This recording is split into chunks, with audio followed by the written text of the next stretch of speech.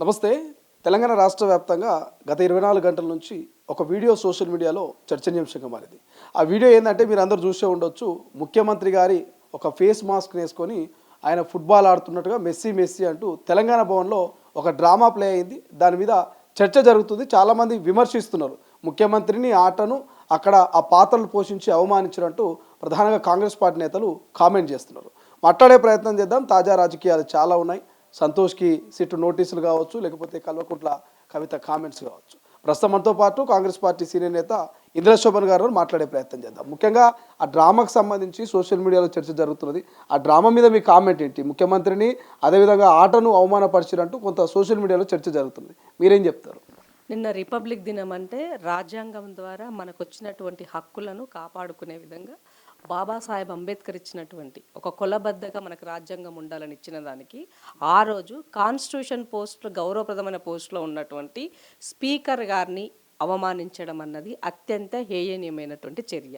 రాజకీయాలకు ఇలాంటి పార్టీలు అవసరమా అన్నది ప్రైమరీ ప్రశ్న. రెండవది, ముఖ్యమంత్రి గారు గత కొన్ని సంవత్సరాలుగా స్పోర్ట్స్ అన్నది నిర్వీర్యం అవుతున్నాయి. ఇవాళ భారతదేశంలోనే స్పోర్ట్స్కి అనే దానికి చాలా చులకన భావం అయిపోయింది. చిన్న చిన్న కంట్రీస్లో వాళ్ళు 15-20 పథకాలు తెచ్చుకుంటున్నారు. మరి మన దేశం ఎందుకు వెనకబడిపోయింది అని ఒక స్పోర్ట్స్ని ఎంకరేజ్ చేయడం కోసము మెస్సీని వచ్చిన సందర్భాలలో ఆయన వేరే ప్రోగ్రాంలో వచ్చారు. వచ్చిన సందర్భంలో దీన్ని అందిపుచ్చుకున్నారు. సో ప్రజలకు ఒక మెసేజ్ ఇవ్వాలనుకున్నారు. స్పోర్ట్స్ని ఈ ప్రభుత్వం ఎంకరేజ్ చేస్తుంది, ఒక స్పోర్ట్స్ యూనివర్సిటీ పెడుతున్నామని ఒక మంచి ఆలోచనతో చేస్తే దానిని కూడా గుంపు మేస్త్రి అని రకరకాల మీకు నచ్చిన పేర్లతో దారుణంగా నిన్న అవమానించడాన్ని నేను ఖండిస్తున్నా. ఒక సిటిజన్గా ఖండిస్తున్నా, ఒక పార్టీ వర్కర్గా ఖండిస్తున్నాను. నేను ఈ రాష్ట్రంలో తెలంగాణ ఉద్యమంలో పనిచేసిన తెలంగాణ వాదిగా కూడా నేను దీన్ని ఖండిస్తున్నా. మరి కింద కూర్చొని ఇకిలించుకొని పకిలించుకొని నవ్వుతూ చూస్తున్నటువంటి కేటీఆర్ని ఒకటి అడుగుతున్నాను. గతంలో తీన్మార్ మల్లన్న మీ అయ్యను పోషెట్టి అని మాట్లాడిండు. పోషెట్టి అని మాట్లాడితే కేసులు పెట్టినావు కదా, పోషెట్టి అని ఒక స్క్రిప్ట్ చేస్తే కేసులు పెట్టినావు కదా, మరి ఇప్పుడు మీ మీద కేసులు పెట్టాలని అడుగుతున్నా. సో అది ఎవరు లేదు, వాళ్ళకి ప్రజలకి ఒక ఎడ్యుకేట్ చేయడం కోసం ఒక జర్నలిస్ట్గా ఆయన చేసిన స్క్రిప్ట్ అది.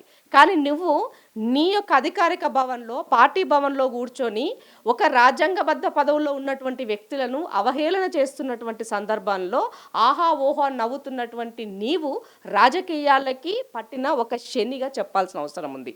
ఇవాళ మీ నాయన సగం పరువు తీస్తే మీ ఇంత పరువు తెలంగాణ రాష్ట్ర పరువు తీస్తున్నావు. నీకు దమ్ముంటే నువ్వు పాలనా పరంగా రేవంత్ రెడ్డి గారిని ఎదుర్కో. నువ్వు చేసినటువంటి తప్పులు, మీరు చేసినటువంటి అవినీతులు, మీరు దోచుకున్నటువంటి సొమ్మును ప్రతి అంశాన్ని రేవంత్ రెడ్డి గారు ఎత్తు చూపుతుంటే దానిని డైవర్ట్ చేయడం కోసం ఒక స్క్రిప్ట్ చేసి తెలంగాణ సమాజాన్ని డైవర్ట్ చేసే పనిలో నువ్వు. కానీ సమాజం ఆల్రెడీ మీరేందో తెలుసుకొని మిమ్మల్ని కొడితే ఏడబడ్డారో సమాజానికి తెలుసు. ఇది రాజ్యాంగ పాలన లేకపోతే రాక్షస పాలన అంటే ఏం చెప్తారు మీరు? 100% రేవంత్ రెడ్డి గారు రాజ్యాంగబద్ధమైనటువంటి పాలన కొనసాగిస్తారు కాబట్టి రాక్షస పాలన జరుగుతుందని చెప్తా ఉన్నారు కదా ప్రతిపక్షాలు. ప్రతి అంశాన్ని మీ లెక్క నియంత్రిత ధోరణిలో చేయట్లే. డెమోక్రటిక్గా అసెంబ్లీ సాక్షిగా చర్చ చేస్తుండు, ప్రజల ముందు పెడుతుండు, దాన్ని ఒక రికార్డింగ్ చేస్తున్నాడు, ఆ రికార్డు బద్ధంగా ప్రజల ముందు ఉంచుతున్నాడు. అది ప్రజాస్వామ్య పాలన అవుతుంది. మీరేం చేస్తున్నారు?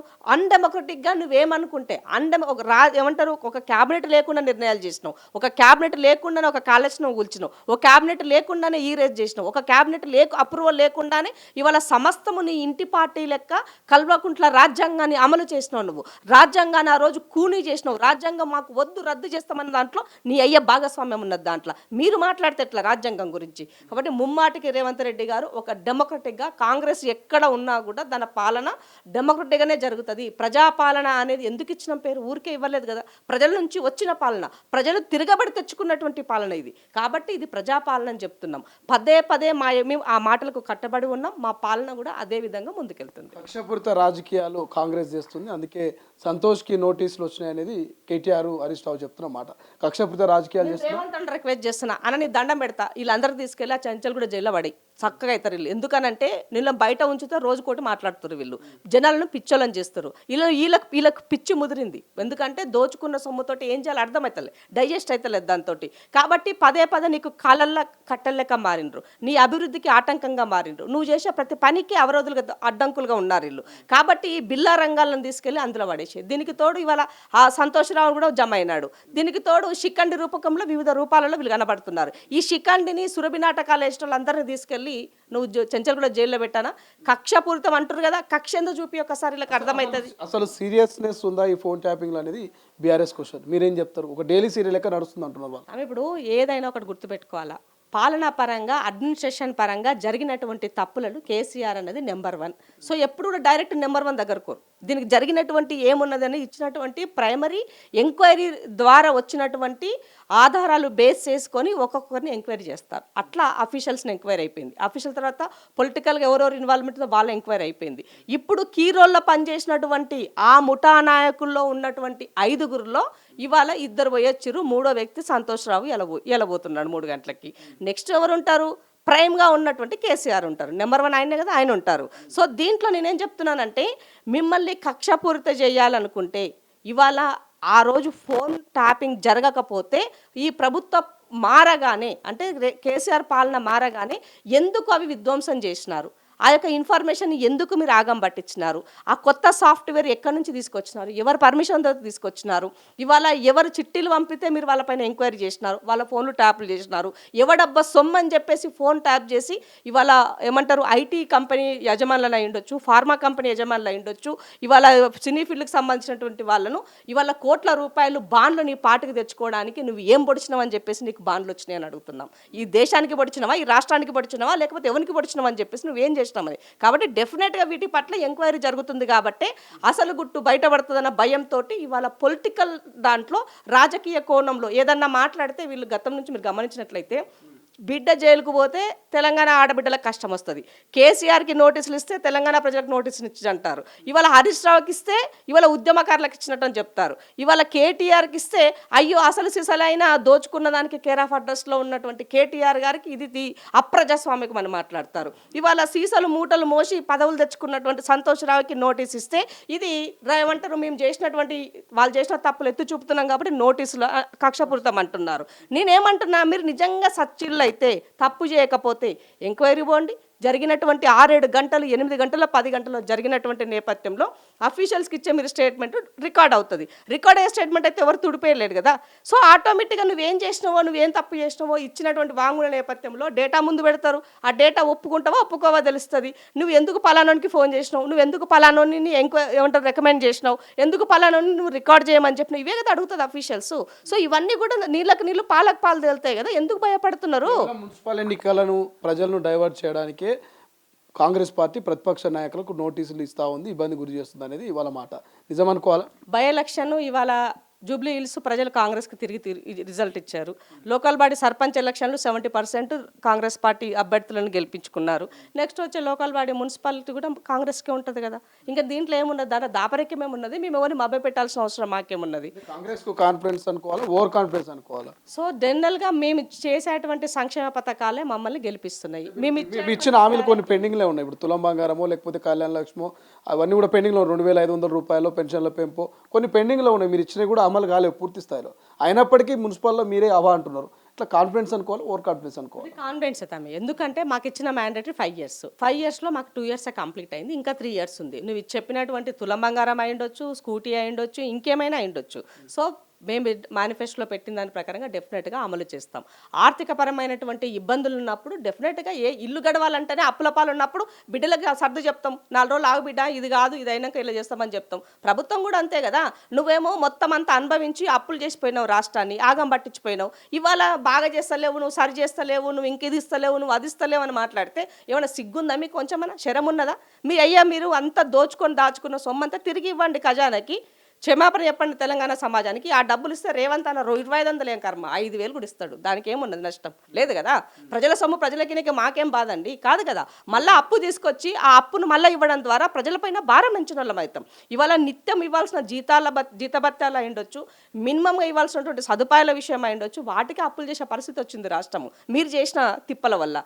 ఇవాళ మీ అప్పులు మాకు తిప్పలు అవుతున్నప్పుడు దాన్ని సరిచేస్తున్న క్రమంలో ఒక బాధ్యతాయుతమైనటువంటి అంటే ముఖ్యమంత్రిగా దీనిని అత్యధిక భారం వైపుకి కాకుండా ఇంకా ఏం చేస్తే నేను ఈ రాష్ట్రాన్ని బాగు చేయొచ్చు అని ఆలోచిస్తున్నాడు. ఏం చేస్తే విద్య బాగా ఇవ్వచ్చు అనుకుంటున్నాడు, ఏం చేస్తే ఎడ్యుకేషన్ బాగా ఇవ్వచ్చు అనుకుంటున్నాడు, ఏం చేస్తే హెల్త్ పరంగా ప్రజలకి మంచి సౌకర్యాలు ఇవ్వగలుగుతాను ఆలోచిస్తున్నాడు. మీద సొమ్మేం పోయింది? తరాల సరబడా కావాల్సిన డబ్బు సంపాదించుకున్నారు. ఇవాళ మీకు రాజకీయాలు షో జస్ట్ పొలిటికల్ ఎంపవర్మెంట్ ఇవాళ మీకు మళ్ళీ కావాలన్న ఉద్దేశంతో పదే పదే ఆరోపణలు చేస్తున్నారు తప్ప దీంట్లో ఎలాంటి పస లేదు. 100% తెలంగాణ ప్రజలు ఓటు రూపేణా రేపు వచ్చేటువంటి మున్సిపల్లో చెప్తారన్నది వాళ్ళకి అర్థమైపోయింది. కాబట్టి దీనిని ఈ రకంగా ఎత్తుకొని పదే పదే మాట్లాడుతున్నారు. నోరు దగ్గర పెట్టుకోండి, ఒళ్ళు దగ్గర పెట్టుకోండి. నోటికి వచ్చినట్టు ముఠా మేస్త్రి అని, గుంపు మేస్త్రి అని రకరకాలుగా మాట్లాడుతారు. గుంపు మేస్త్రి గుంటనక్క ఒకటని కూడా కవిత చెప్తుంది కదా. ఎప్పుడైనా ఎక్కడైనా ఉంటుందా? ఆమె చెప్పాలి మరి ఆమె ఎవరికి మేస్త్రి అన్నది. వీరన్నిటికీ ముఠా నాయకుడు ఎవరు? మీ నాయనే కదా, మీ నాయనే కదా. నువ్వు దయ్యాలని చెప్పినావు. ఆ దయ్యాలు వేదాలు వల్లిస్తున్నట్టుగానే ఉంది ఇప్పుడు నువ్వు చెప్పే ముచ్చట అంతా కూడా. 10 సంవత్సరాలు దోచుకునిలో నీ భాగస్వామ్యం కూడా ఉంది. నీ ఆస్తులు పెరిగిన దాన్ని బట్టి కూడా చెప్పొచ్చు నువ్వు ఎంత సంపాదించినావు అనే దానికి. కాబట్టి అందుకే అన్న సురభి నాటకాలు బంద్ చేయండి. పదే పదే అవే మాట్లాడితే తెలంగాణ సమాజం మిమ్మల్ని హర్షించదు. ఇవాళ ఆమె పార్టీ పెట్టాలనుకుంటుంది, పెట్టాలనుకుంటే పెట్టుకో. కానీ కాంగ్రెస్ వాళ్ళని ఎందుకు ముఖ్యమంత్రికి ఎందుకు ఆపాదిస్తున్నావు అని అడుగుతున్నాను. ఇందాకేదో చూసాను నేను, సంతోష్ రావు గారు గూఢాచారి అన్నావు. కరెక్టే, గూఢాచారే నీ అన్న, నీకు ప్రియమైన అన్న. మరి ప్రియమైన అన్నని ఇలా గూఢాచారిగా మాట్లాడుతున్నావు అంటే రేవంత్ రెడ్డి గూఢాచారి అంటున్నారు కదా. అదంటున్నా, రేవంత్ రెడ్డి గారికి అంటగడుతున్నాము. చేసినవన్నీ కూడా రేవంత్ రెడ్డి గారికి అంటగడుతున్నది. గూఢాచారి ఎవరో, దయ్యం ఎవరో, ఏమంటారు దేవుళ్ళు ఎవరో నువ్వే చెప్పినావు. అమెరికా దిగగానే నువ్వేం చెప్పినావు? మా నాయన చుట్టూ దయ్యాలున్నాయి అన్నావు.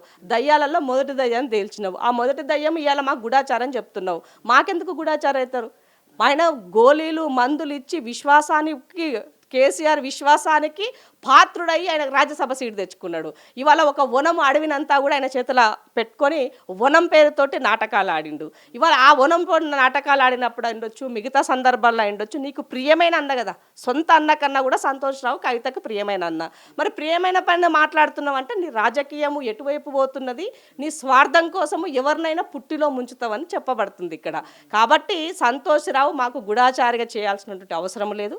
రేవంత్ రెడ్డి గారికి ఆ ఇంటెలిజెన్స్ ఉంది. ప్రతిపక్షంలో మీరు చేసిన ప్రతి విషయాన్ని, నీ ఇంట్లో జరిగే ప్రతి ముచ్చటను కూడా రేవంత్ రెడ్డి పీసీసీ ప్రెసిడెంట్గా బయట పెట్టినాడు. కాబట్టి ప్రజలు విశ్వసించినారు. ఇవాళ నువ్వు మాట్లాడితే కొత్తగా వినేది ఏమీ లేదు. నీకేమైనా పంచాయతీ, నీ ఇంటి పంచాయతీ ఉంటే నీ ఇంట్లో తెలుసుకో. మాకెందుకు ఆపాదిస్తున్నావు కవితమ్మ? ఆలోచించుకో. మొన్నదో చెప్పినావు మా పీసీసీ ప్రెసిడెంట్ గురించి, నీకే పదవి దిక్కులేదు. జాతీయ స్థాయిలో కన్వీనర్ పోస్ట్ ఇస్తా అంటున్నారు కదా, మంచి ఆఫర్ చేసింది పీసీసీకి. ఏదో సామెత ఉంటుంది తెలంగాణలో, ఆరులు లేడు సూర్యులు లేడు ఆలిపల్లిలో సోమలింగం అన్నట్టు. నీకే దిక్కులేదు. నీవేడున్నావో అర్థమవుతలేదు, నీ ప్లాట్ఫామ్ మీద అర్థమవుతలేదు.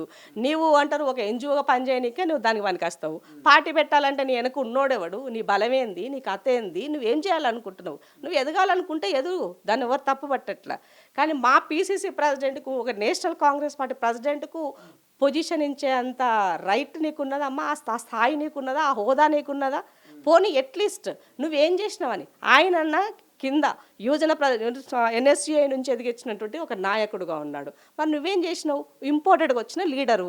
మీ నాయన పేరు చెప్పుకొని రాజకీయాలకు వచ్చినావు. మీ నాయన పేరుతోటి నీకు పదవులు, ఎమ్మెల్యే వచ్చింది, ఎంపీ వచ్చింది, ఇంకే ఎమ్మెల్సీ వచ్చింది. మరి మా మహేష్ అన్నకి ఏమొచ్చింది? ప్రజల పక్షాన పార్టీ కోసము లాయల్గా పనిచేస్తే పీసీసీ ప్రెసిడెంటు 40 సంవత్సరాలకు పీసీసీ ప్రెసిడెంట్గా అవకాశం వచ్చింది. అది కూడా అక్కసుతోన. అవును, నువ్వు వస్తావని బేరాలు పంపినవేమో, అందుకే అన్నాడు మా అన్న. వస్తావని బేరాలు పంపితే మాకు అవసరం లేదు, నీ మరకలు మేము ఎందుకు అంటించుకోవాలి అన్నాడు. అది ఎట్లా తప్పవుతుంది? అంటే ఒక బీసీ బిడ్డ ఎదుగుతుంటే ఎదగలేవా? చూడలేవా? అంటే ఒక బీసీల గురించి నేను నిలబడి మాట్లాడతాను చెప్తున్నటువంటి కవిత గారికి, బీసీల పట్ల నేను నిలబడ్డాను చెప్తున్నట్టు కవిత గారికి, మరి మహేష్ గౌడ్ బీసీలకు కనబడలేదా నీకు? మాట్లాడే నైతిక నీకు ఎక్కడిది? నువ్వు ఏం చూసుకొని మాట్లాడుతున్నావు? అందుకే అంటున్నా, వాపును చూసి బల్పు అనుకోవద్దు. ఇవాళ ఏదో అయిపోయింది. ఇప్పుడు సోషల్ మీడియాలో 4 చక్కర్లు కొడుతున్నాయి, నేను నా ఇంటి ముచ్చట బయట మాట్లాడితే అదేదో హైప్ వస్తున్నది, నేనే పెద్ద తోపునని అనుకుంటే అది ఏమంటారు అందరికి తెలుసు.